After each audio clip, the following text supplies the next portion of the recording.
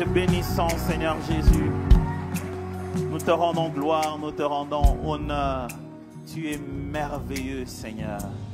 À qui irons-nous encore? C'est toi qui as les paroles de la vie éternelle. Nous accrochons à toi parce que nous savons que nous dépendons de toi. Tu es l'air que nous respirons. Sans toi, il n'y a pas de vie en nous. Sans toi, nous ne sommes rien. Nous ne pouvons même pas exister. Nous dépendons de toi et nous prenons grandement plaisir à dépendre de toi. C'est bien de dépendre de toi, de savoir que c'est par toi que nous avons le mouvement et l'être. Seigneur, ce matin, ceux qui dépendent de toi te disent gloire à ton nom.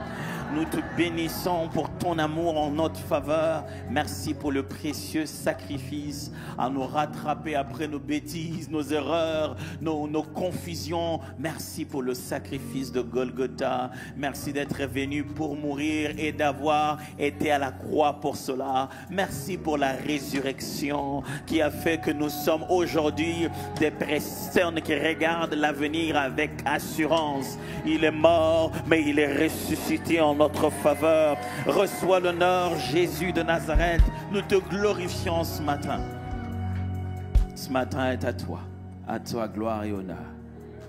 Amen. Amen. J'aimerais partager avec vous la parole de Dieu aujourd'hui et dès le moment où j'arrive ici, j'essaie de comprendre dans mon esprit pourquoi Dieu veut que j'aborde ce sujet. Mais depuis qu'on a commencé, dès la première minute, je ne fais qu'avoir plus de conviction. Si je devais être 100% convaincu, je pense que là, je suis passé à 1000% convaincu que c'est de ça qu'on devrait parler.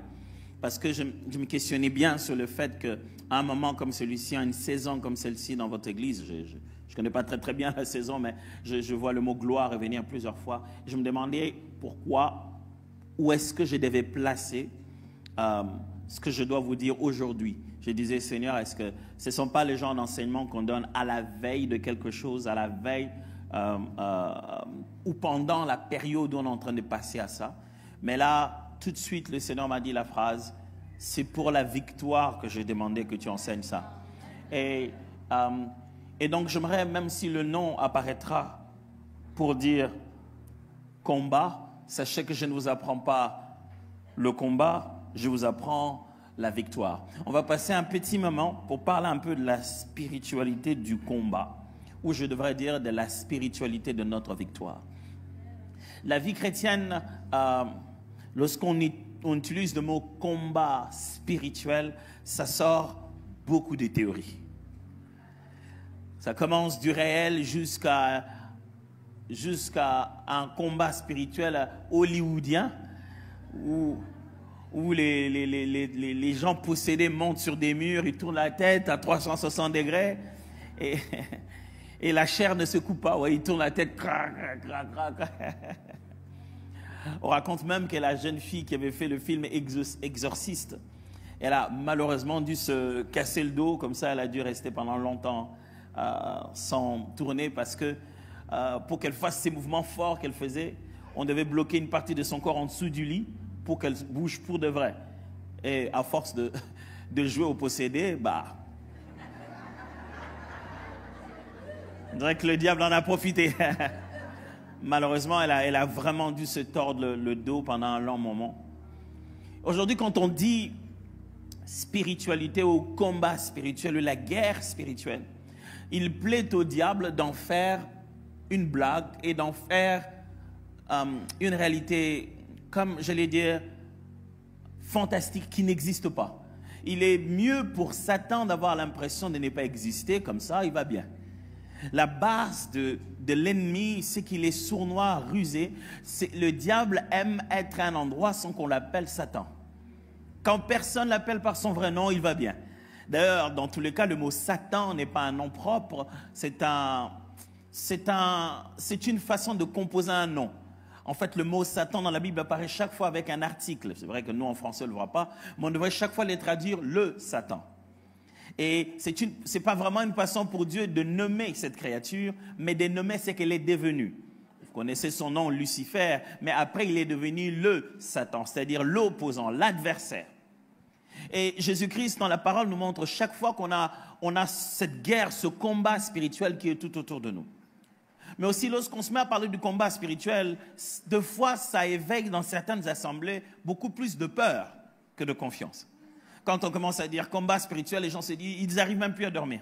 Ils commencent à croire qu'on est en train de leur apprendre à se protéger par leurs prières. Vous ne vous protégerez pas par vos prières. Pour être capable d'être autant protégé, il vous faut quelqu'un qui ne sommeille ni ne dort. Et il sait vous préserver même quand vous n'avez dit aucune prière. Alors, des fois, quand on parle de ça, ça donne une si grande conscience de l'adversité que les chrétiens perdent foi sur leur autorité. Ils ne sont plus confiants que celui qui est en eux est plus puissant que celui qui est dans le monde. Alors, éluder le sujet aussi, c'est dire qu'on ne doit pas en parler. Allez, j'aimerais déjà vous prévenir, peut-être que quelque part, je dirais quelque chose, vous direz qu'est-ce qu'il a dit. J'ai déjà attrapé un peu de québécois. Donc, si je sors une expression, vous dites, c'est dans quelle langue il parle. Sachez que même moi-même, je ne sais plus dans quelle langue je parle vraiment. Alors, des fois, on veut laisser passer. On se dit, ça ne nous concerne pas, on a la victoire en Jésus-Christ, gloire à Dieu. Eh bien, on tombe dans le premier piège, celui de croire que l'ennemi n'existe pas. L'ennemi existe. Il faut juste se rassurer qu'il a sa place. En dessous, là où il a été écrasé. Alors, les choses doivent juste être dans leur bon contexte. Et vous savez, Jésus-Christ, en nous amenant en lui, en parlant même à Nicodème, il lui a dit, il faut que tu naisses de nouveau. Et Nicodème, là, dans Jean chapitre 3, vous n'en faites pas, je vais vous lire deux bons passages, un dans Éphésiens, un autre dans Nombre. Nicodème lui dit, mais c'est quoi cette affaire de naître de nouveau?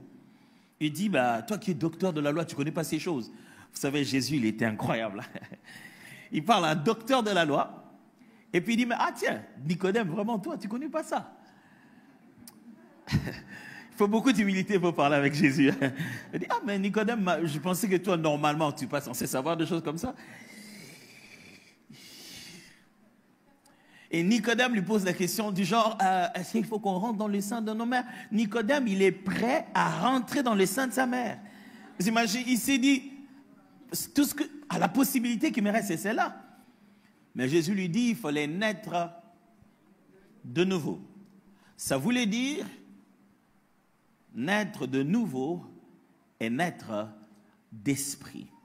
Quelquefois, nous oublions que nous sommes nés d'esprit.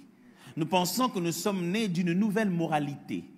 Jésus-Christ n'est pas un chef spirituel qui dirige une religion qui doit exprimer une moralité sociale. Non. Jésus n'est pas venu nous aligner dans l'ordre social, que nous ayons un degré de moralité élevé. Non. La morale de l'homme est déjà perdue. L'homme lui-même ne sait plus qu'est-ce qui est moral. Il avait dit ça que c'était moral hier, aujourd'hui il a changé. Il a voté une loi pour que le mal d'hier devienne bien. On ne peut plus faire confiance à ça. Jésus est venu nous faire naître de nouveau et nous faire naître d'esprit. Est-ce que vous savez ce que ça signifie naître d'esprit? Donc, il vient, il fait un si grand sacrifice à mourir sur la croix, juste pour que nous naissions d'esprit. Ça va être important, ça. Jésus-Christ est venu nous placer dans un contexte d'une spiritualité très, très élevée. Encore là, quand on utilise le mot spiritualité, il y en a dans tout genre. Ça fait peur aux autres, les autres te trouvent un peu louche quand tu dis spiritualité. C'est pas moi, c'est dans les dictionnaires, c'est juste pour dire tout ce qui est littré à ce qui est spirituel. Si vous trouvez un autre mot plus clair, je vais bien l'utiliser. Mais jusqu'ici, utilisons spiritualité. OK? Mais donc, ce que je vais faire ce matin avec vous, c'est vous donner conscience de la réalité du combat spirituel, de ce qui se passe autour de nous, de comment ça fonctionne, pour que vous sachiez collaborer avec l'Esprit de Dieu lorsqu'il faut aller arracher chacune de vos victoires. Pour que désormais, dans votre vie spirituelle, vous deveniez si sensible à certaines choses. Quand on dit spiritualité, vie spirituelle, ne mystifiez pas la chose. Ne mystifiez pas la chose. Vous avez juste besoin d'être ce que vous êtes, travailler au même endroit où vous travaillez. Je ne vous demande pas de jeûner 40 jours, je ne vous demande pas d'aller sur une montagne. Je veux juste que vous puissiez savoir que ce monde dans lequel nous sommes n'est pas que ce que l'on voit. Dans Hébreux chapitre 11, la Bible est très claire que c'est par la foi que nous reconnaissons que ce qui est visible vient de l'invisible.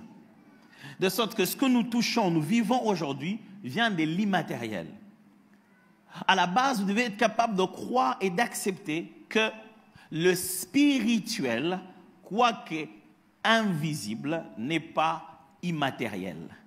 J'essaie de placer des bases et on va lire et puis ça va aller très vite, vous allez voir, et puis la minute question sera tous au concert. Alors,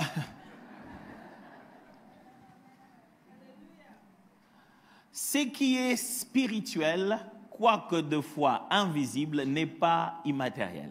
Qu'est-ce que j'essaie de dire? Lorsqu'on dit esprit et spirituel, on a tendance à croire invisible, qui fait froid au dos, ça passe et on sent que les cheveux séissent.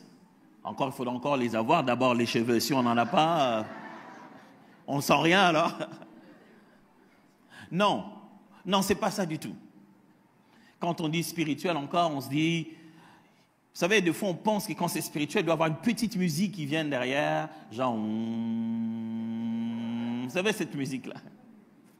Alors, quand on dit spirituel, ça doit être louche et bizarre. On nous a donné tellement des modèles exagérés à travers des arts dramatiques qu'on a même tordu nos croyances. Ce n'est pas ça. Spirituel veut simplement dire la source substantielle de l'existence. Dieu est esprit. Ça signifie que tout ce qui existe, existe par l'élément qui fait exister tout ce qu'il y a. Ok, l'ami, je vais clarifier ça. Ça veut dire ceci. Ça veut dire ceci. Le point de départ de tout ce qui existe, c'est qui maintient. Allez, d'abord, c'est quoi exister? Est-ce que c'est parce que vous voyez que ça existe? Est-ce qu'un iPhone existe? Qu'est-ce que vous en pensez? Est-ce qu'un iPhone existe? Vous êtes sûr que si je demande ça à quelqu'un en 1860 et je veux le voir, retour vers le futur, je n'ai jamais compris cette histoire de retour vers le futur, on vit dans le passé, mais je rentre derrière et je veux le voir, je lui demande un iPhone existe-t-il? Il me dira quoi? Il me dira non. Est-ce que l'existence, c'est ce qui vous voyez maintenant? C'est ça tout ce qui existe? Selon la Bible, l'existence n'est pas fait que du visible. Il est aussi fait de l'invisible. Il existe des choses qu'il n'y a encore que dans la tête de ceux qui vont l'inventer. Ces choses existent, elles sont là. Dieu considère ces choses existantes parce que pour lui, il n'y a ni futur ni passé. Pour lui, tout est. Rien ne sera. Je vous ai perdu? Ça va, super. À partir de ce moment, Dieu se fait matérialiser certaines choses et il ne fait pas matérialiser d'autres. Certains, ce monde que nous vivons physiquement, ce n'est pas le contraire du spirituel, c'est l'extension du spirituel. Dieu a étendu le spirituel dans un autre monde où il voulait que son image parfaite, appelée l'homme, puisse régner comme lui. Donc il a fait l'homme, il dit, bon, je veux que tu aies tout ce que j'ai. Mais il faut que je te fasse ton coin à toi, où tu vas dominer comme Dieu. Alors il a fait une extension du spirituel qu'on appelle le matériel. Et qu'est-ce qu'il a fait? Tout ce qui a été fait par elle. Rien de ce qui a été fait n'a été fait sans elle. On parle de qui? On parle de la parole. Ça veut dire ceci. La terre sur laquelle vous marchez, la poussière que vous pouvez toucher, ne vient pas du matériel. Ce n'est pas le matériel qui a créé le matériel. C'est le spirituel qui a créé le matériel. Ça signifie ceci, l'esprit a la capacité d'affecter le physique. Toujours avec moi? Très, très important, très, très important. Et quand je dis l'esprit, je ne dis pas que Dieu. Je dis que la réalité spirituelle peut toucher la réalité physique. C'est pourquoi on parle de quelqu'un qui est dérangé par des esprits mauvais, mais qui produit en lui une maladie. Quelque chose que vous pouvez donner diagnostic, mais la source de ça est spirituelle. Ok, bougeons un peu. Allons dans un autre domaine. Aujourd'hui, on va voir le médecin, il nous écoute, il nous entend, il comprend ce qu'on veut dire, et puis il bouge la tête, et puis voilà, il dit, ok, super, je vais t'envoyer faire 2 ou 3 examens, et puis tu vas faire des examens, et il va écrire une ordonnance, et tu vas boire, et tu es super guéri. Tu vas bien. Mais à la base, il va t'envoyer prendre un médicament qui est le résultat justement d'un condensé, d'une compression de certains éléments et du molécule active principale qui est à l'intérieur, qui va combattre ce qui est à l'intérieur de toi ou simplement renforcer tes anticorps pour que toi-même tu t'es guéri. C'est une longue histoire. Mais ces molécules actives, ces choses qui vont amener guérison dans ton corps, sont soit dans les végétaux, soit dans les animaux, ou soit alors dans des synthèses. On a trouvé ça, soit, c'est à cause des choses comme ça que ma mère pense que je suis médecin, et docteur pour moi, ça veut dire que je suis médecin. Et quand je vais à la maison, on me dit, mais justement, docteur, que tu es là, je ne me sens pas très bien. Je dis, maman, je ne suis pas docteur de ça. Elles sont sympas, nos mamans, elles sont vraiment incroyables. À la base, ils n'ont pas créé ce qu'ils ont trouvé dans l'arbre. Rien de ce qu'ils ont trouvé dans les animaux. Ils l'ont trouvé. Et ça vient de la parole. Voyez comment nous faisons foi. Nous croyons que la parole peut avoir créé une substance que nous pouvons prendre une fois que nous avons chauffé à une certaine température, extrait à une certaine quantité, contrôlé, on peut boire. Si bien qu'aujourd'hui, si tu prends un médicament, vous savez, on a ce réflexe-là, je te donne un médicament, tu vas, tu t'es dit, j'ai pris le médicament, je vais un peu me reposer, ça va agir. Mais si je t'appelle et je te dis, je vais t'administrer directement la parole qui a créé la substance qui a été synthétisée. Et je vais te l'administrer directement. Tu perds foi. Tu ne crois plus. Parce que tu as besoin de la substance. Tu ne crois plus.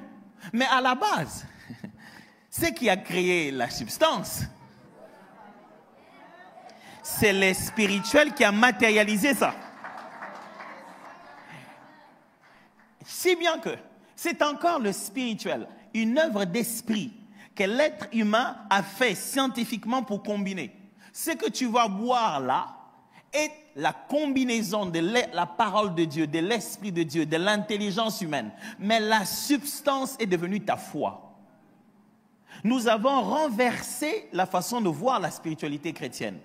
Nous croyons d'abord au matériel avant de croire au spirituel.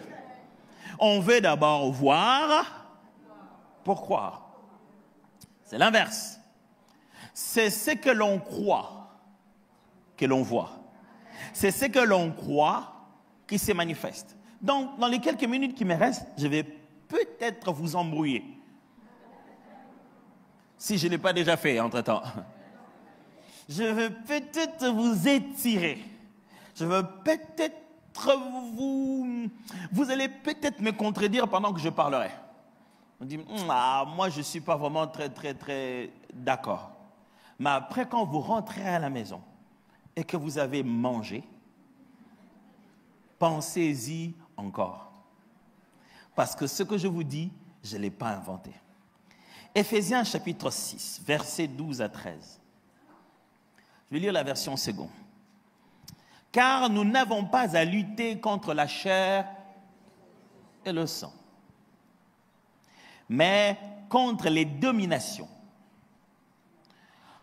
contre les autorités, contre le prince de ce monde des ténèbres, contre les esprits méchants dans les lieux célestes.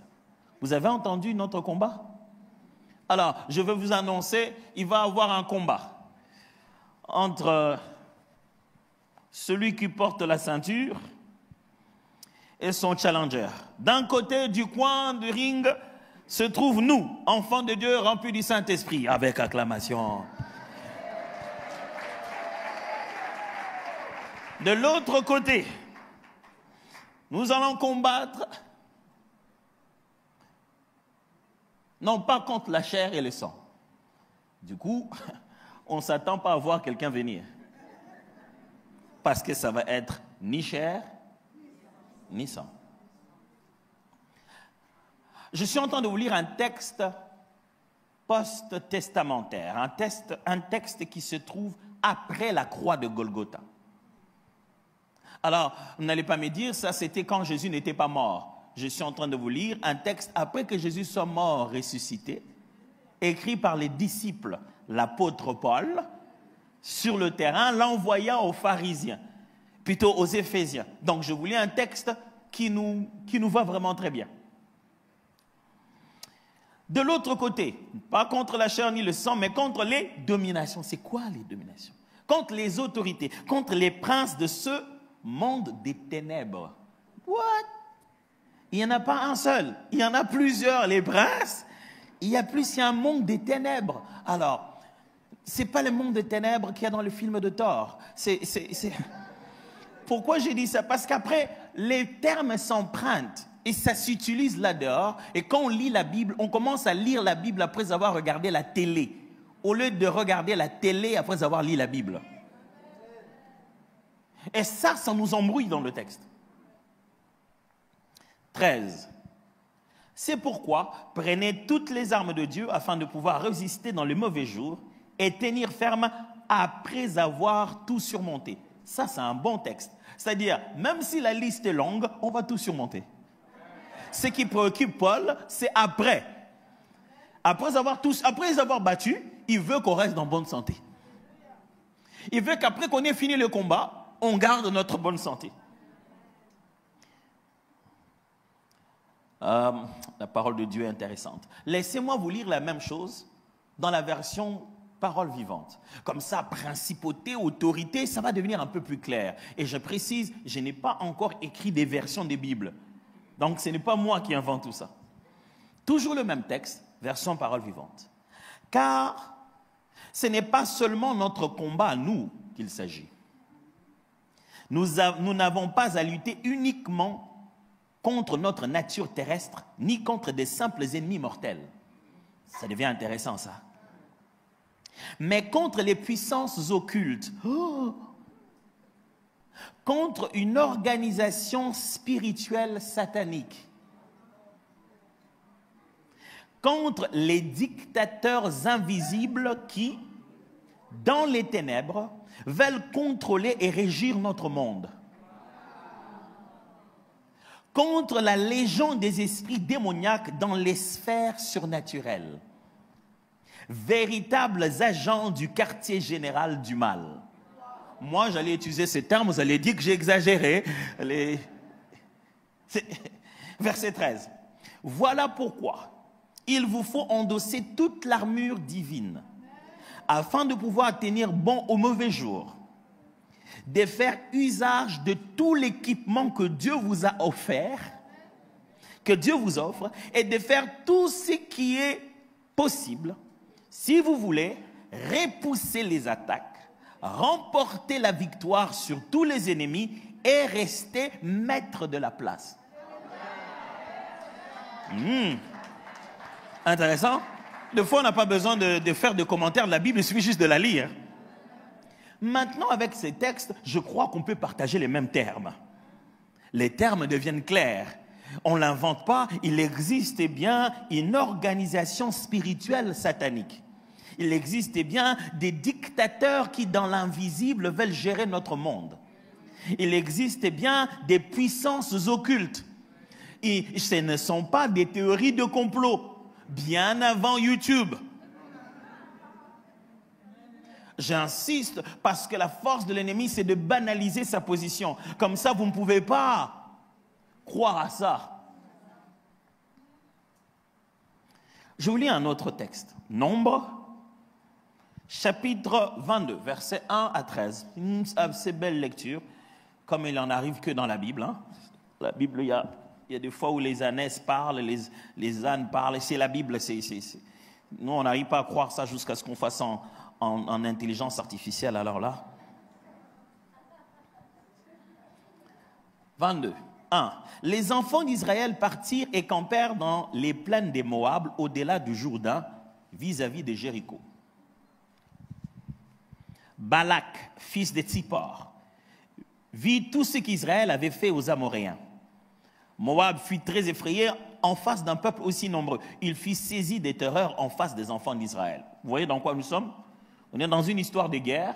Les peuples d'Israël n'ont encore rien fait aux Moabites. Ils sont juste là, en train de camper. Le roi est mal à l'aise. Il dit, ces gens, ils viennent de battre les Amoréens. Et ils sont trop nombreux. Et il est mal à l'aise. Moab dit aux anciens des Madians, cette multitude va dévorer tout ce qui nous entoure. Israël n'attaque personne, ils sont juste là, mais c'est l'ennemi qui a peur. Comme le bœuf broute la verdure des champs, Balak, fils de Tsippor, était alors roi de Moab.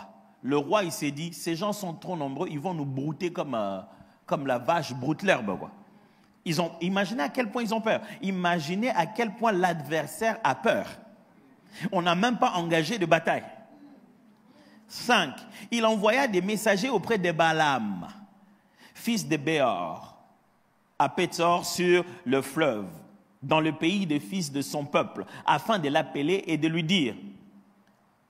Il a envoyé le message. Le roi Balak a envoyé le message à un certain voyant Balaam. Et voici ce qu'il envoie. Voici un peuple est sorti d'Égypte. Ils couvrent la surface de la terre et ils habitent vis-à-vis de moi. Viens, je te prie, maudis-moi ce peuple, car il est plus puissant que moi. Quelle stratégie de combat, ça? Donc, le roi, les généraux, les officiers de combat, les départements d'intelligence et des renseignements, ils ont mélangé CIA, FBI, toute abréviation que vous voulez. Ils se mettent ensemble et disent, notre solution, il faut qu'un gars puisse les maudire. Ce n'est pas parce qu'il manquait des armes. Ils ont dit, ils sont si nombreux que le seul moyen d'avoir avantage sur leur nombre, ce n'est pas de les tuer progressivement. Il va substituer la faiblesse du nombre par une autorité spirituelle. Il dit, on est peu nombreux, pour gagner les plus nombreux, il faut que nous puissions les baisser spirituellement. Ils seront toujours 1000, mais 1000 maudits ne vaut que 100. Est-ce que vous me suivez très bien là? Il dit, la valeur de leur nombre n'aura plus le même impact sur terrain pendant la guerre s'ils sont sous une influence spirituelle. Alors, il dit, viens, je t'ai pris, maudis ce peuple, car il est plus puissant que moi. Oh, il y a un moyen de diminuer la puissance et l'avantage naturel que Dieu a donné aux gens.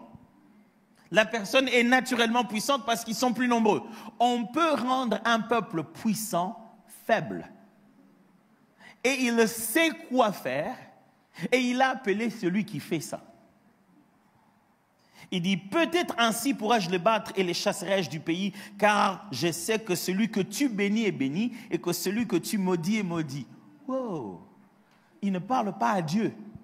Il parle à un homme appelé Balaam, et il sait que cet homme a un pouvoir selon lequel c'est celui qu'il maudit est maudit, celui qu'il bénit est béni, et c'est un roi qui va laisser l'avenir de la nation entre les mains d'un individu qui a le pouvoir de bénir ou de maudire. Tiens, pouvoir que nous avons reçu, hein, que ce que nous lierons sur la terre sera lié au ciel.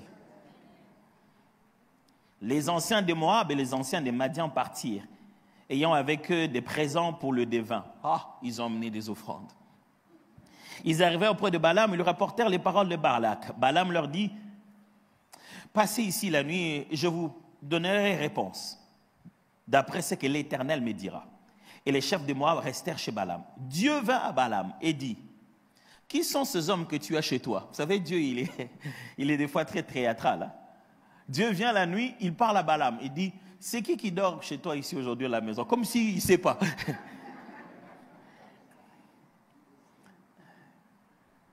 Balaam répondit à Dieu. Balak, fils de Tsippor, roi de Moab, les a envoyés pour me dire, voici un peuple sorti d'Égypte, il couvre la surface de la terre. Viens donc maudis-les, peut-être ainsi pourrais-je les combattre et les chasserai-je. Dieu dit à Balaam, tu n'iras point avec eux. Tu ne maudiras point ce peuple, car il est béni. Ok. Moi, j'ai un problème avec ces textes. Dieu, si tu sais que même si Balaam parle, ça ne fera rien, pourquoi tu l'arrêtes? Moi, je considère que Balaam va parler, ça ne fera rien au peuple d'Israël parce qu'ils sont bénis. Pourquoi Dieu est-il préoccupé par Balak? Pourquoi Dieu est-il plutôt préoccupé par Balaam? Pourquoi va-t-il l'arrêter à la source? Pourquoi il ne laisse pas juste venir raconter des choses qui ne se feront pas? Parce que Dieu est un Dieu de principes spirituels très, très forts, que de fois, nous ne comprenons pas comment ça fonctionne. C'est là que vous posez la question. Dieu a envoyé un ange pour venir détruire parce qu'il n'a pas aimé l'attitude que David avait. David s'est mis à se prendre pour un roi spécial en comptant le peuple d'Israël pour savoir combien de gens il a. Dieu a dit non, mais attends, moi je t'ai pris que tu deviennes roi pour que je sois roi à travers toi. Maintenant tu te comportes comme s'ils étaient à toi. Voilà ce qu'on va faire. Je vais les tuer, puisque c'est toi le roi, protège-le. Le Seigneur a commencé à massacrer les peuples. David a commencé à demander pardon, Dieu, vraiment. Et Dieu lui a envoyé un prophète. Le prophète est venu, il a dit, voilà ce qu'il faut faire. C'est lui qui est en train de tuer, est un ange que Dieu a envoyé pour détruire. Et Dieu dit, pour qu'on l'arrête, il faut qu'on aille au champ, l'aire de Ornan, un monsieur qui s'appelait Ornan. Là-bas, on va offrir une offrande et ça va arrêter l'ange. Encore là, j'ai la même préoccupation qu'ici. Dieu, c'est toi qui l'as envoyé. Tu ne sais pas rappeler tes troupes? Pourquoi tu ne rappelles pas d'idée? Hey, bien, c'est bon, c'est bon, c'est bon. Pourquoi c'est maintenant la terre qui doit l'arrêter en connaissant comment fonctionne le principe spirituel? Il a envoyé une information de base. Il a dit, dis-lui de faire une offrande à l'heure d'Ornan et ça va arrêter l'ange. Un peu comme celui qu'on ne pouvait arrêter que par les sangs placés sur le linteau. David arrive et il veut donner l'offrande. Il dit à Ornan, on doit faire une offrande ici, c'est vraiment important, l'avenir de la nation en dépend. Ornan dit, mais tu es roi, mon roi, vas-y, prends gratuitement, fais ce que tu veux. Et David dit, non, non, non, je ne peux pas donner à Dieu ce qui ne m'a pas coûté. Il a compris comment fonctionnait la règle. Vous ne venez pas faire un sacrifice avec une gratuité. Comme quoi, je suis en train de vous expliquer qu'il existe certains principes spirituels qui ne fonctionnent pas avec Dieu, qui fonctionnent avec nous. Dieu nous l'a donné de le faire fonctionner sur la terre. C'est nous qui en sommes acteurs à l'intérieur.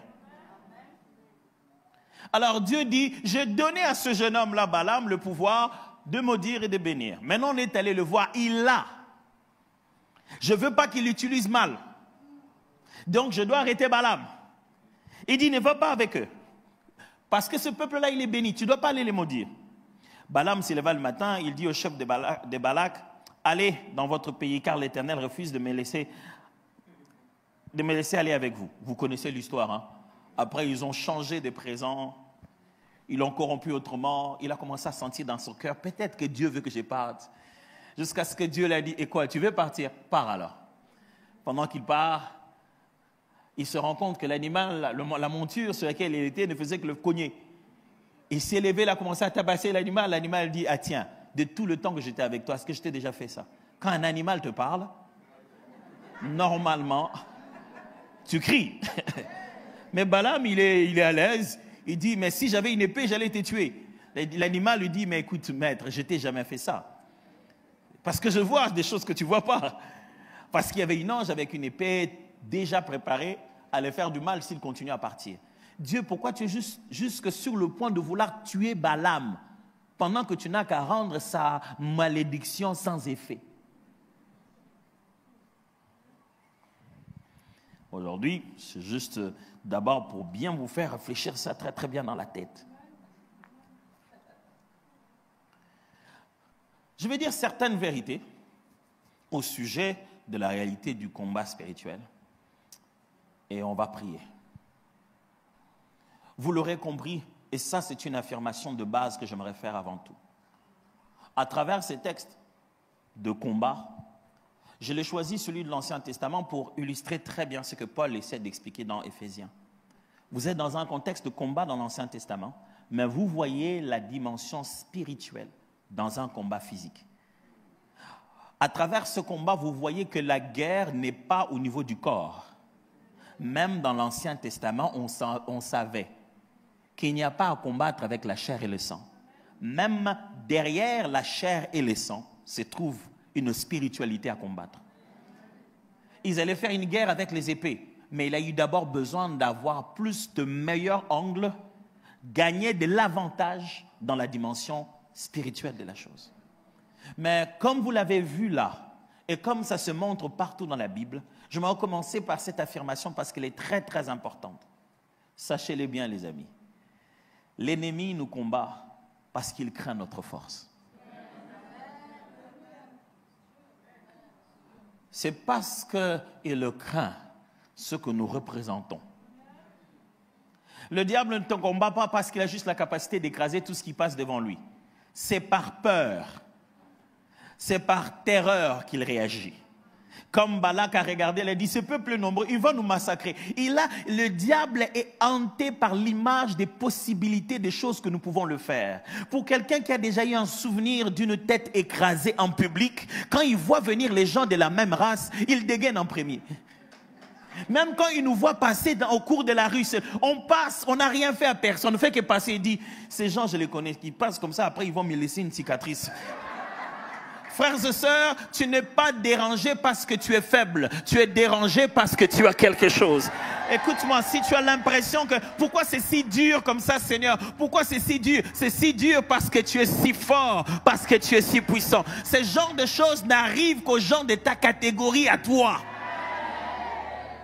La réaction de l'adversaire, de l'ennemi vis-à-vis de nous montre de quoi il a peur. Frère, ce n'est pas à toi d'avoir peur. C'est toi qui fais peur. Si tu vois quelqu'un marcher seul et on veut lui faire du mal, les gens viennent par vingtaines. Franchement, entre nous, tu te dis, mais c'est injuste. Mais vous ne pouvez pas venir si nombreux. C'est là qu'ils vont vous dire, ah, mais vous ne savez pas ce gars de quoi il est capable. Hein? Vous ne savez pas de quoi il est capable. Moi, des fois, je regarde comme ça dans des films. Je fais un gars normal, taille normale. Il va quelque part et puis les gens sortent avec des couteaux, des bâtons. Et ils ne bougent même pas. Et ils les regardent. Alors surtout ça, si c'est un film de Bollywood, ils le regardent longtemps. Et ça fait... ce qui va se passer là, vous allez aimer. Les temps que celui-là lève la main, il a déjà tapé tout le monde et... Et c'est dans ces films-là que tu te rends compte, oh, il devait venir assez nombreux. Le gars, il était beaucoup plus fort que je l'imaginais. Mon frère, si tu continues à vivre malgré les attaques de l'ennemi, malgré les mauvais songes avec lesquels tu te réveilles, malgré les combats de Satan, malgré l'oppression, mais tu es encore là, c'est que celui qui est en toi est plus puissant que celui qui est dans le monde. C'est la preuve que quelqu'un a peur. Je ne sais pas si je parle à quelqu'un ici, mais quelqu'un quelque part a très très très peur de ce que cette église peut faire. La raison de tes batailles, c'est la peur qu'on a de toi. Pourquoi tu n'as pas confiance en toi-même? Et ils le savent. Toi, tu te dis non, mais bon. Pourquoi le diable va combattre quelqu'un comme moi? S'il combat les pasteurs, je comprends. Et ils chassent des démons, ils font des délivrances. Ce sont ces esprits-là qui reviennent vers eux. Non, mes amis, ne réfléchissez jamais comme ça. Arrêtez de réfléchir comme ça. Oh non, puisque les pasteurs, ils chassent des démons, alors les esprits-là viennent les combattre. Je ne sais pas d'où est-ce que vous tirez ça. Donc, je suis engagé par un Dieu qui me donne le pouvoir de terrasser l'adversaire, mais ne donne pas la capacité de me protéger par une riposte.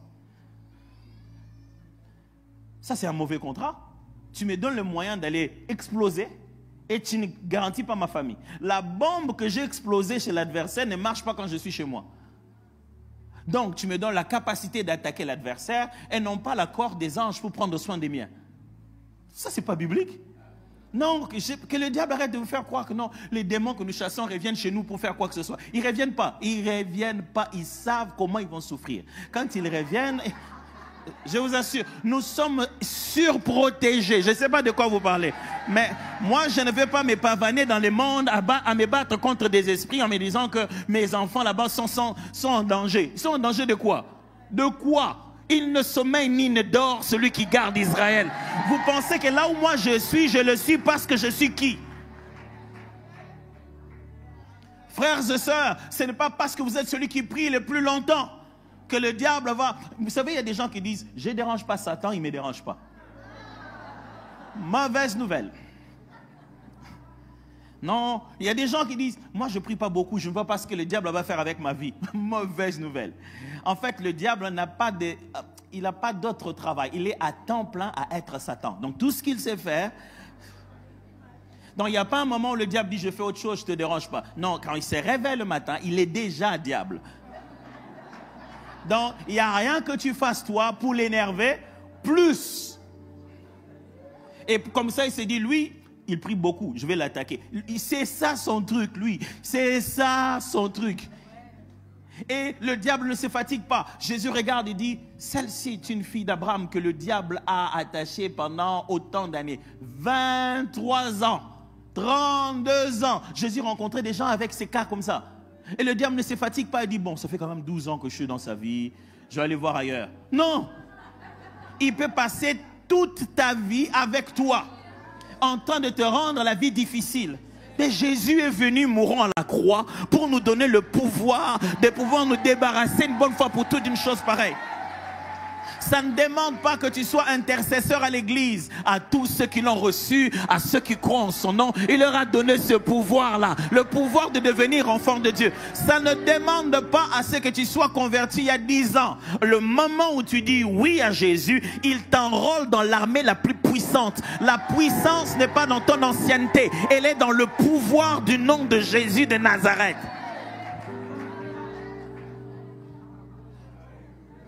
Mais alors, ce texte nous montre aussi ces choses. Premièrement, les armes spirituelles influencent le combat physique.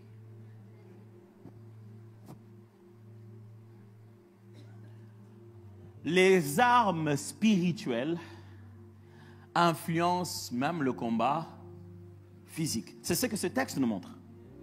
Ce texte montre que devant une guerre physique, le roi s'est dit, je préfère le prendre spirituellement. Sachez-les, mes frères, que jusqu'à aujourd'hui, il y a des gens qui sont conscients de la spiritualité. Pendant que nous, on ferme les yeux pour prier, ils font autre chose. Et ils le savent que s'ils veulent avoir de l'avantage, il faut qu'ils trouvent d'abord un moyen de toucher au spirituel. Parce que quelqu'un me suit très bien. Des fois, quand on parle de spiritualité, surtout ici, chez nous, ici, des fois, on a l'impression que c'est une réalité de l'animisme africain. Tu vois, en Afrique, on croit aux esprits. Mes amis, là, on n'est pas en Afrique. Et quand Paul parle aux Éphésiens, vous avez vu Éphèse, ce n'est pas très loin de chez vous ici, ce n'est pas quelque part là. On n'est pas en Afrique. Ça, c'est important de savoir.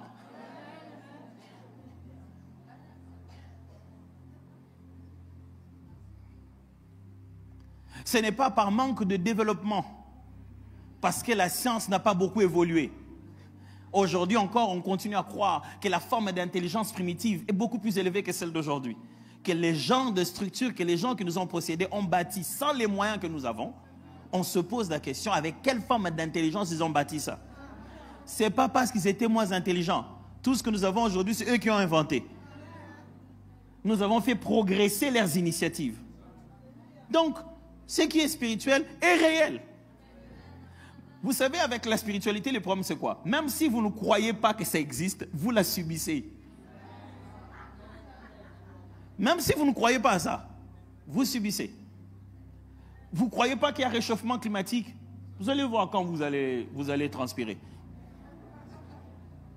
Ouais. Vous avez le droit de croire, de ne pas croire. Mais quand il va faire chaud, il ne fera pas moins parce que vous ne croyez pas. Vous serez là en train de dire, moi je ne crois pas à ces trucs, franchement moi. ouais, vous ne croyez pas à ces trucs. Les choses dont je vous parle n'existeront pas avec votre foi. Elles sont. C'est à vous de décider si vous savez et vous savez qu'elles existent et comment intentionnellement opérer dedans. Le texte montre que dans un combat qui est physique, dans une réalité qui est matérielle, pourtant l'influence vient du spirituel. J'ai une question à vous poser. Combien y a-t-il de choses dans votre vie qui en réalité sont manipulées spirituellement? Combien y a-t-il de choses dans votre vie qui en réalité viennent des esprits? Combien y a-t-il de conversations dans votre vie où vous pensez que vous parlez juste entre vous, mais la conversation est spirituelle? Quand je dis spirituel, ça ne rime pas avec démoniaque d'abord. Parce que l'esprit supérieur sur la terre, c'est l'esprit de l'homme. Dieu a donné à l'homme de régner ici. Quand vous parlez avec un être humain, vous parlez déjà avec quelqu'un qui a un esprit. La conversation est déjà spirituelle. La preuve, c'est que quelqu'un de fâché peut vous énerver.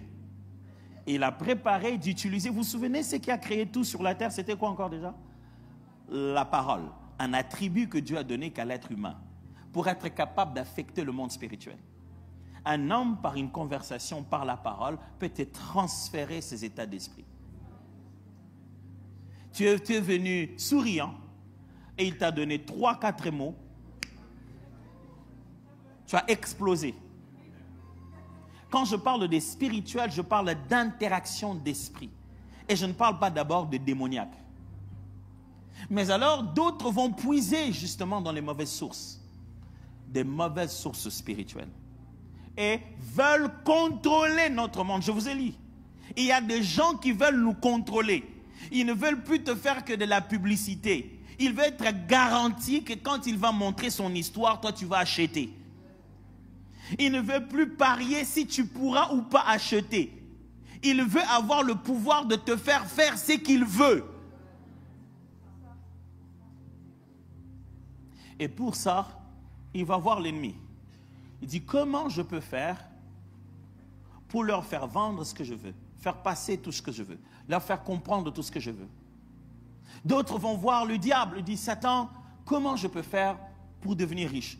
Ce qui m'a toujours étonné, c'est le fait que les gens vont chercher de l'argent mystique entre les mains des féticheurs qui sont pauvres. Non, à la base, c'est quoi? Ils leur donnent l'argent pour qu'ils leur donnent le pouvoir d'avoir de l'argent. Un jour, un féticheur était tellement fâché qu'il est allé voir le monsieur, il a dit, puisque tu n'as pas fini de me donner mon argent, tu verras, tu deviendras muet. Je dis, mais c'était quoi le deal? Il a dit, non, il était venu chez moi pour me demander de lui faire des fétiches pour qu'il puisse avoir beaucoup d'argent. Je dis, mais... Et maintenant, toi, tu le suis pourquoi? Non, parce qu'il n'a pas tout payé. C'est toi qui l'as rendu capable d'avoir de l'argent, oui. Mais pourquoi tu ne puisses pas dans tes formules? Parce qu'il sait que c'est destructeur. Mes amis, derrière un enfant ado qui ne sait plus sortir de sa chambre, on peut finir cette guerre chacun dans sa chambre. Lui dans la sienne, se bourrant, remplissant de musique forte, sous l'influence de ceux qui essaient de dominer ce monde. Moi, à mes genoux, parlant au Dieu qui parle à tout esprit. Sans frapper à cette porte, je peux frapper à son cœur. Ce que j'essaie de vous expliquer, c'est que ça ne se passe pas dans le physique. Ça se passe dans le spirituel.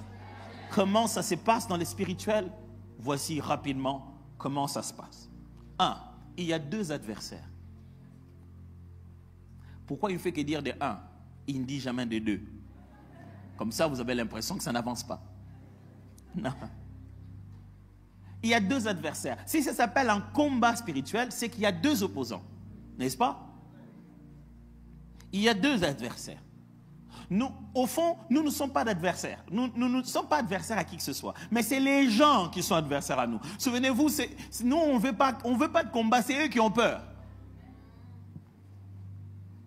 Nous combattons Satan, les démons, les humains. Nous combattons tout.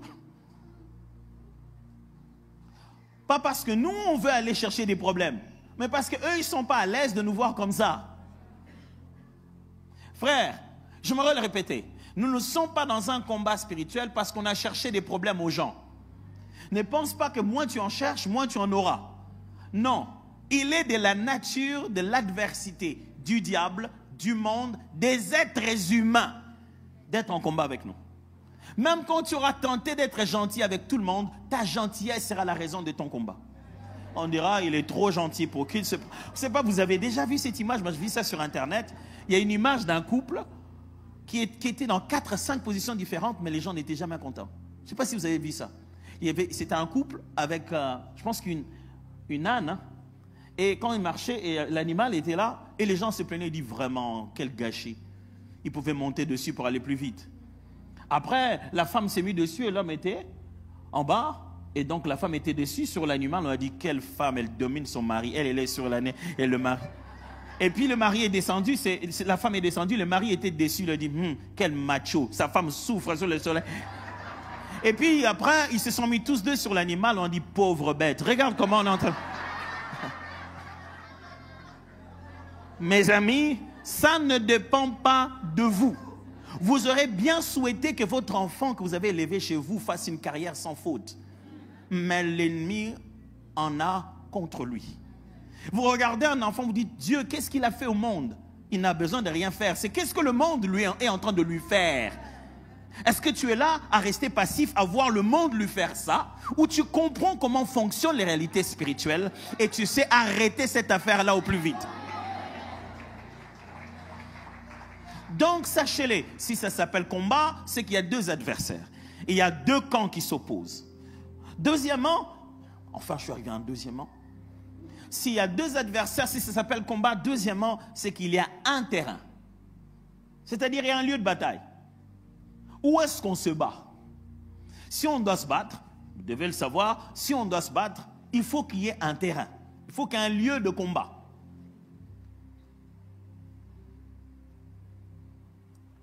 Et le terrain de ce qu'on appelle le combat spirituel, là où ça nous trompe, c'est parce que quand on dit combat spirituel, nous on pense combat à yeux fermés. Combat aux yeux fermés. Combat spirituel veut dire on se bat en fermant les yeux. Je vous assure, Satan ne ferme pas les yeux quand on se bat avec lui. La spiritualité, ce n'est pas quand vous fermez les yeux. Quel est le terrain où se passe le combat spirituel? Je propose de comprendre que le combat spirituel est à la fois 1. Invisible, 2. Psychosocial, 3. Mental, 4. Relationnel, 5. Au niveau des pensées et 6. Dans les échanges des paroles. Je n'ai pas le temps d'aller en détail dans chacune de ces choses. Mais ce qu'on appelle un combat spirituel, c'est certainement invisible, on ne le voit pas. Mais c'est aussi psychosocial. C'est au niveau de ton état mental, de ton état psychologique et des relations qu'on a avec les êtres humains.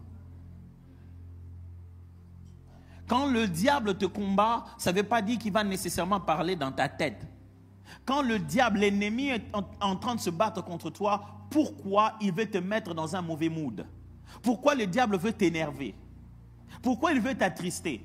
Parce que cet état émotionnel va influencer ton état spirituel. Nous pensons que quand nous nous battons avec le diable, il va nous envoyer des flèches à minuit. Non, non, au quotidien, il va pouvoir te prendre tout ce qui constitue ta protection. Il va t'arracher la paix, détruire ta joie. Il sait que ce sont ce genre de choses qui te mettent au-dessus de tout combat.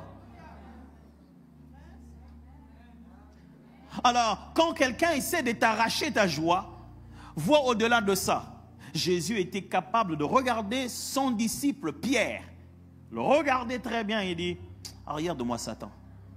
Ouh, j'imagine pasteur Dorothée vous dire ça. Non seulement que vous quittez l'église, vous ouvrez une chaîne YouTube. Hein? Les comportements des pasteurs à Paris. Et bizarrement, vous allez avoir des followers. Les gens vont s'abonner. Les gens veulent entendre des commérages. Mais Pierre, Pierre, mes amis, celui sur qui Jésus a dit, ce n'est ni la chair ni le sang, c'est mon Père qui a révélé ces choses. Pierre, Jésus l'entend, il dit, là je t'entends Pierre, je ne t'entends pas. Plus tu me parles, plus j'entends Satan. Si Pierre, et alors ton collègue de bureau? Dans ce monde au quotidien, il arrive des interactions spirituelles que nous sommes à l'aise à appeler psychologiques, mentales, que nous sommes à l'aise à appeler des pensées, que nous sommes à l'aise à appeler des paroles. Mais ce sont des interactions spirituelles fortes.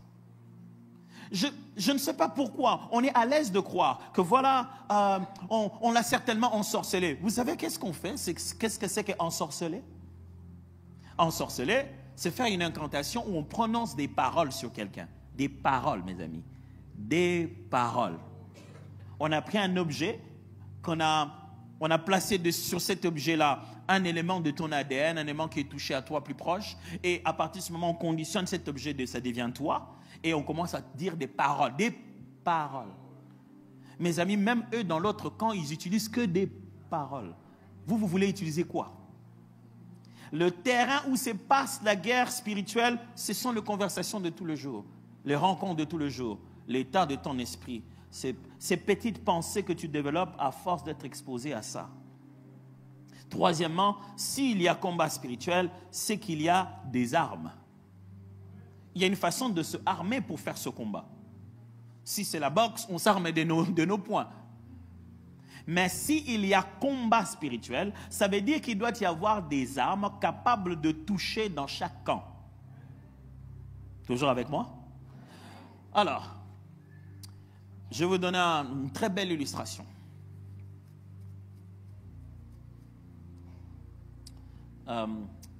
Quel est le nom du champion du monde de boxe ces derniers temps? Ça fait longtemps que j'ai boxé, moi. Citons des noms connus, des noms connus. Citons Tyson, tout le monde va reconnaître Tyson. Citons Tyson. Alors, il semble que Tyson, il y a une compétition entre Tyson et Lionel Messi. Comment s'appelle ce sport? Footboxing?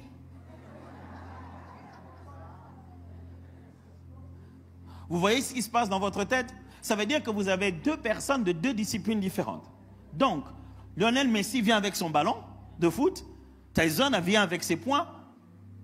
Ce n'est pas le même sport. On ne peut pas se battre. Ça signifie qu'on doit tous être réglementés d'une même manière, je vais arriver, mais on doit avoir aussi les mêmes formes d'armes qui soient capables d'atteindre l'un et l'autre. Je ne peux pas t'atteindre avec un ballon. Mon ballon n'est pas offensif. Tu vois, on est dans deux sports différents. Mes amis, si c'est une guerre spirituelle, les armes sont forgées de sorte à s'atteindre dans les deux sens.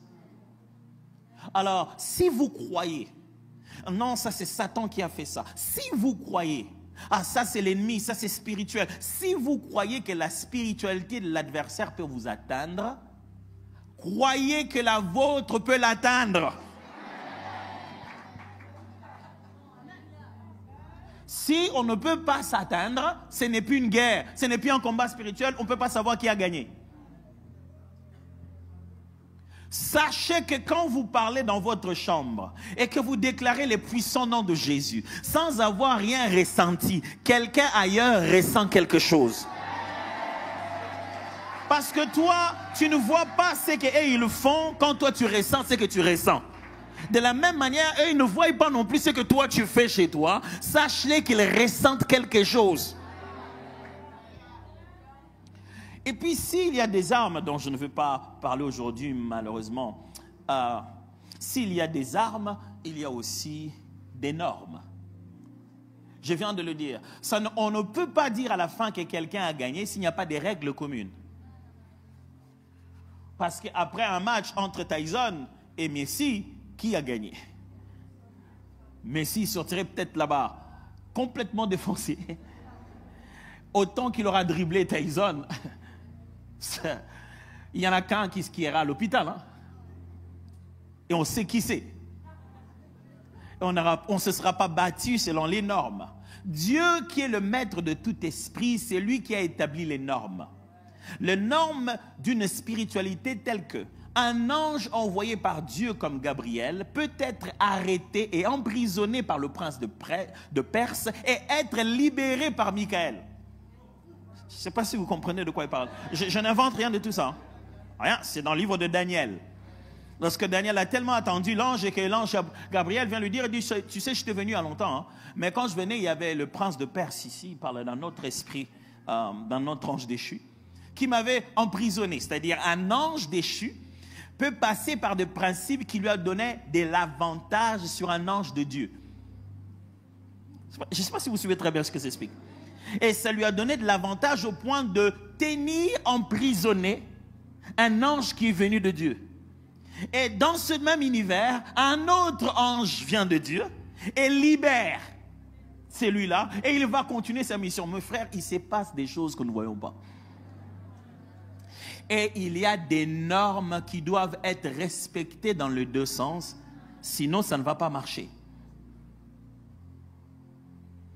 Ça signifie que s'il y a des normes, sachez-le très bien, tout ne se passe pas dans la prière.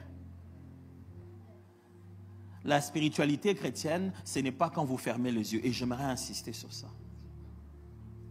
Le fait de s'avancer,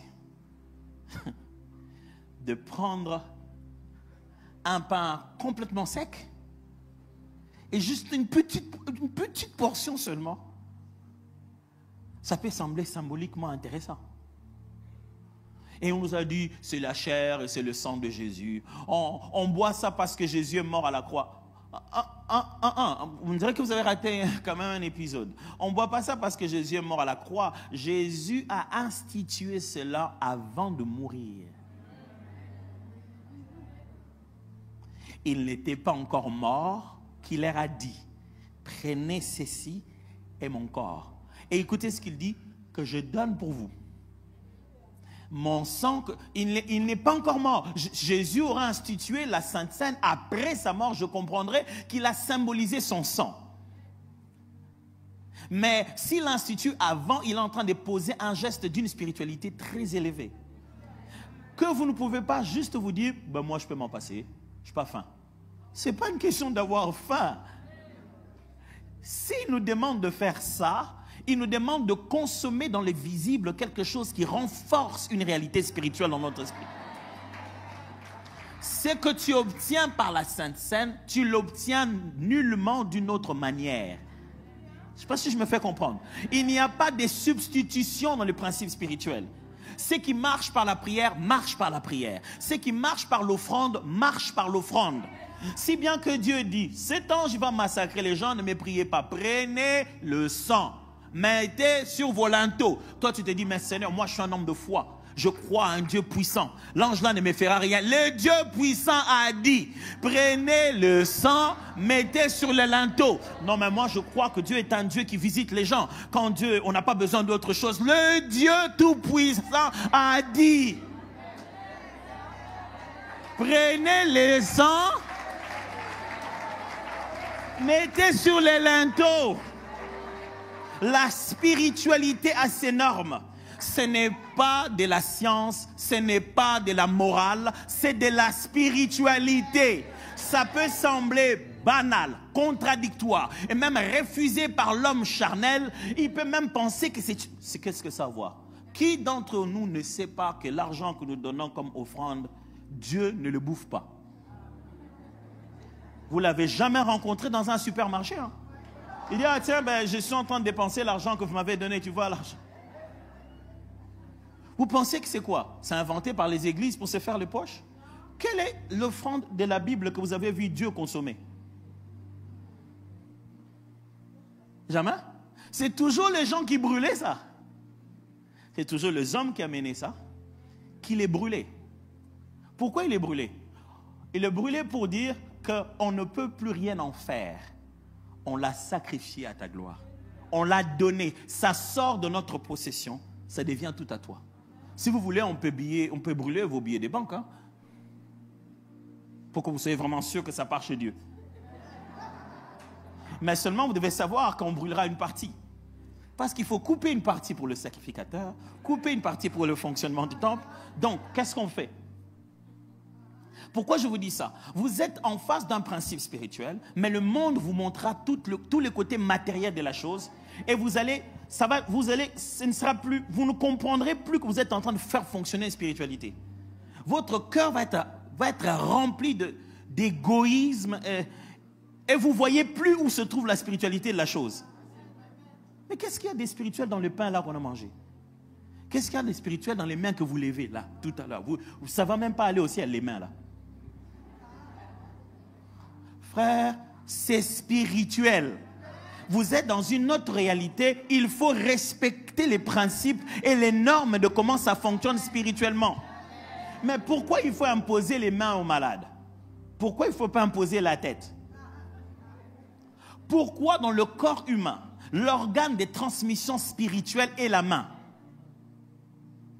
Pourquoi depuis l'Ancien Testament, le sacrificateur posait les mains sur le bouc pour y transférer les péchés du peuple et faisait sortir le bouc en dehors du temple?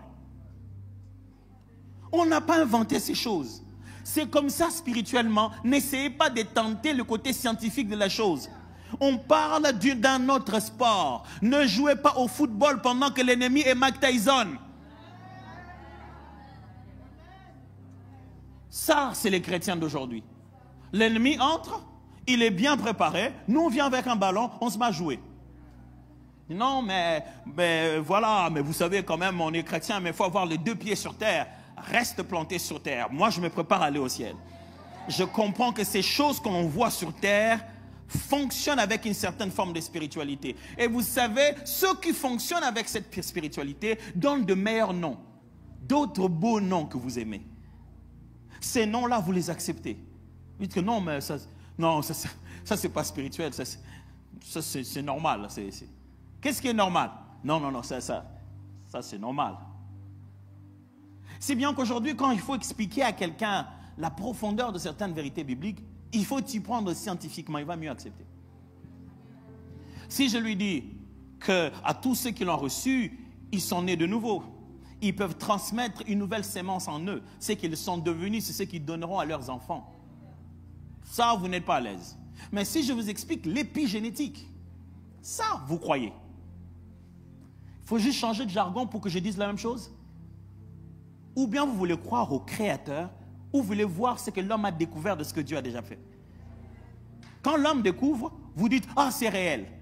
Il a fait que découvrir. Vous savez, nous aussi, on est un peu choqués en Afrique. Hein? Donc, quand Christophe Colomb arrive, il voit un truc, on dit « Il a découvert l'embouchure ». Il était là. Découvrir, ce n'est pas inventer. Maintenant, nous avons placé toute notre foi dans ceux qui découvrent ce que le Créateur a fait. Et nous avons perdu foi au Créateur. Pasteur, tu as beaucoup parlé aujourd'hui. Ouais. Qu'est-ce que tu voulais dire? Je voulais vous dire que c'est plus que ce que nous voyons. Le monde qui nous entoure est fait d'une certaine forme de spiritualité dans lequel nous avons tout avantage. Je voulais vous dire que ce qui est matériel se commande au spirituel. Je voulais vous dire qu'il y a des principes, des gestes que nous posons dans le physique, dont toute l'utilité est spirituelle. Je voulais vous dire que la spiritualité s'impose à vous, même si vous ne voulez pas. Je voulais vous dire que vous êtes dans une spiritualité qui ne demande aucune adhésion. Oh non, mais moi je ne suis pas dans... Non, à partir du moment où vous êtes un être humain, vous êtes fait d'esprit, c'est parti. Et à partir du moment où vous êtes sur la terre, le diable a fait de vous son problème personnel. Et vous savez, là où le diable est le plus à l'aise, c'est là où on ne parle pas de lui. Là, on pense qu'on vit sa vie. Tu ne vis pas ta vie. Ce que tu crois être ta vie est déjà une distorsion que le diable t'a imposée. Tu prends plaisir au minimum de toi-même. Si tu rentrais près du Seigneur, tu verrais qui tu es réellement. Et ce que je dis ici, je vous dis que celui qui est en nous est plus puissant que celui qui est dans le monde. Et une fois que vous avez compris ces choses, ne venez plus à l'église n'importe comment. N'écoutez plus les prédications avec vos têtes. Laissez votre esprit s'ouvrir. Comprenez au-delà des mots. C'est pour cette raison que cette femme a vu Jésus passer. Il a dit, même le pan de sa robe, ça suffit pour que ça puisse me guérir. À partir de ce moment, on a compris que même le mouchoir simplement de Paul pouvait guérir les malades. On a compris qu'il y avait une telle connexion entre ce que l'on voit et ce que l'on ne voit pas. Mes amis, nous ne sommes pas juste venus dans un beau temple. Il se passe des choses pendant qu'on est là. Et ce qui s'est fait dans ce temple, ce n'est pas que pour le temple. Ça se passe chez vous à la maison. Ce que vous pouvez dire ici, à plus de vitesse, sans visa, ni voyage, ni avion. Ça peut arriver dans les fins fonds de endroits, vous ne pouvez pas imaginer. Paul disait aux autres, combattez avec moi. Lui, il était en prison et ils étaient dehors. Mais il dit, il y a une possibilité que malgré votre distance, vous et moi, nous puissions livrer un combat spirituel. Frère, sœur, le combat spirituel est une responsabilité de tous. Ce n'est pas un département où on s'engage dans l'église. Ce n'est pas l'affaire de ta femme qui prie beaucoup. Tu es l'homme de la maison. Tu es le sacrificateur principal. Le combat spirituel de ton foyer te concerne au premier degré. Soyez-en sûrs, quand vous êtes devant le diable, il connaît comment ça fonctionne. Il sait ce qu'on appelle la bénédiction du Père, qui est très différente de celle de la mère. Ça n'a pas le même sens. Prenez vos responsabilités spirituelles. Ne soyez pas les hommes qui disent « Ma femme, elle prie beaucoup, elle va prier pour nous tous. » Il y a quelque chose qui a sur vos épaules qu'il n'y a pas sur celle qu'elle est là. C'est nous qui engendrons. C'est nous qui avons la substance qui se multiplie. Elles ont le conservateur, ceux qui donnent chair. Mais nous donnons l'esprit. Alors ne donnez pas votre responsabilité à votre femme. C'est votre responsabilité de faire mettre vos enfants à genoux avant qu'ils commencent les examens, de mettre vos mains sur leurs épaules et de prier au nom de Jésus pour qu'au-delà des papiers, des feuilles, des collègues à côté de ce qu'il a étudié, il a un esprit supérieur comme celui de Daniel. Ça, c'est votre responsabilité à vous. Ne les envoyez pas chez leur maman. Les sacrificateurs, c'est vous, papa.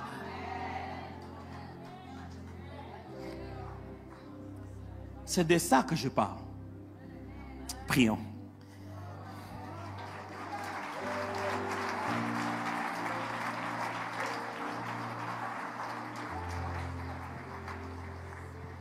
Je vois que nous puissions tous ensemble juste prier et dire à Dieu, Dieu, je veux mieux comprendre ces choses. Je veux tellement les comprendre et savoir comment on fonctionne dedans. Je ne veux plus subir, je vais agir. Je ne veux plus que ça me tombe dessus. Je vais collaborer avec toi, savoir comment tu me guides dans la chose. Est-ce qu'on peut se mettre à prier pendant un moment? Prions. Lèvons-nous, prions.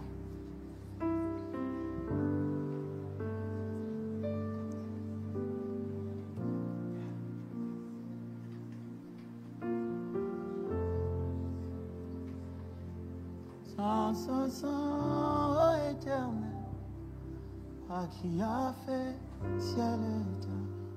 Je t'adore, oh Dieu, je t'adore, oh Dieu. Tout en moi reconnaît que tes œuvres sont parfaites. Je t'adore, oh Dieu, je t'adore, oh Dieu. Saint, Saint, Saint. Qui a fait terre, je t'adore, oh Dieu, je t'adore, oh Dieu, tout en moi